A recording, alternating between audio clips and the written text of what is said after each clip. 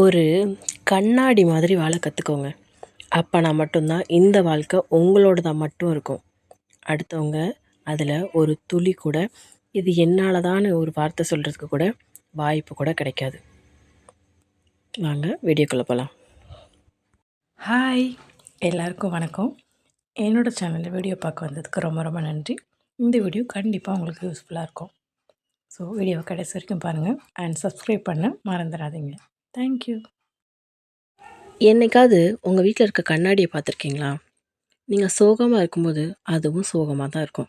நீங்கள் சிரிச்சிட்டு இருக்கும்போது சிரிச்சுக்கிட்டு இருக்கும். கோவப்படும்போது உங்களை ராட்சசியாக காட்டும். இப்படி உங்களோட முகம் என்னென்னு உங்களுக்கே காட்டுறதுக்கு கண்ணாடிங்கிற ஒரு உருவம் தேவை. ஏன் கண்ணாடி மாதிரி ஒரு மனுஷன் வாழணும் அப்படிங்கிறதுக்கு நான் சொல்கிறேன்னா, இங்கே பல பேர் ஏமாற்றத்தை மட்டுமே கொடுக்கறதுக்கு காத்துட்ருக்காங்க. நம்ம அன்பை வாங்கிக்கிறாங்க. திருப்பி அன்பு கேட்டோன்னா, நீ எல்லாம் ஒரு ஆளா அப்படின்னு நம்மளே இளக்காரமாக பார்க்குறாங்க. அப்போ நம்ம அன்பை அனுபவிச்சிருக்க கூடாதுல்ல அப்படிங்கிற கொஷின் மார்க்கில் நம்ம வாழ்க்கை அதுக்கு அடுத்த கேள்விக்குறியிலேயே போயிட்டுருக்கு. அதுக்கடுத்து நம்மளால ஒரு நிம்மதியான வாழ்க்கை வாழ முடியாமல் அந்த கேள்விக்கான பதிலை தேடி தேடி தேடி நம்ம வாழ்க்கையை நம்மளே அழிச்சிக்கிறோம். இங்கே பல பிரச்சனைக்கு நம்ம கண்ணாடி மாதிரி இல்லாததான் காரணம். ஒருத்தவங்க கிட்ட சிரிக்கிறானா, உங்களாலையும் சிரிக்க முடியும்னு நீங்கள் காட்டலாம்.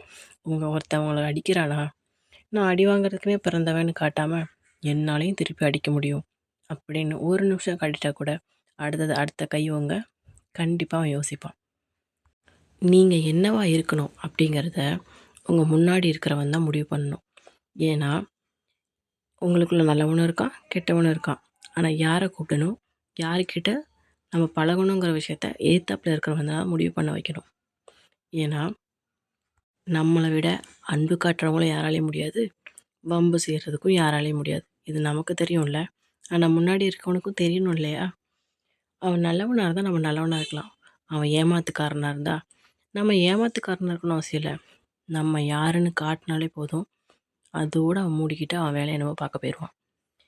தயவு செஞ்சு உங்ககிட்ட ஒருத்தவங்க ஏமாத்துறாங்க அப்படின்னா, தயவு செஞ்சு நேர்மை எருமைன்னு மேய்க்க போகிறேன்னு சொல்லிட்டு உங்கள் லைஃப் கேள்விக்குறியாகிறதுக்கு நீங்களே காரணமாயிடாதீங்க. உங்களுக்கு சந்தோஷம் வாழ எல்லா உரிமையும் இருக்குது. அந்த உரிமையை எப்படி காப்பாற்றிக்கிறது, இது மட்டும்தான் உங்கள் கேள்வியாகவும் இருக்கணும். அதுக்கான பதிலை மட்டும்தான் நீங்கள் தேடவும் செய்யணும். அப்போ மட்டும்தான் இந்த லைஃப் உங்களுக்கு ஒரு சந்தோஷமான லைஃப்பாக இருக்கும். யோசிச்சு பாருங்கள், உங்களுக்கே புரியும். ஸோ இந்த வீடியோ உங்களுக்கு பிடிச்சிருந்தா லைக் அண்ட் சப்ஸ்கிரைப் பண்ண மறந்துடாதீங்க. தேங்க்யூ.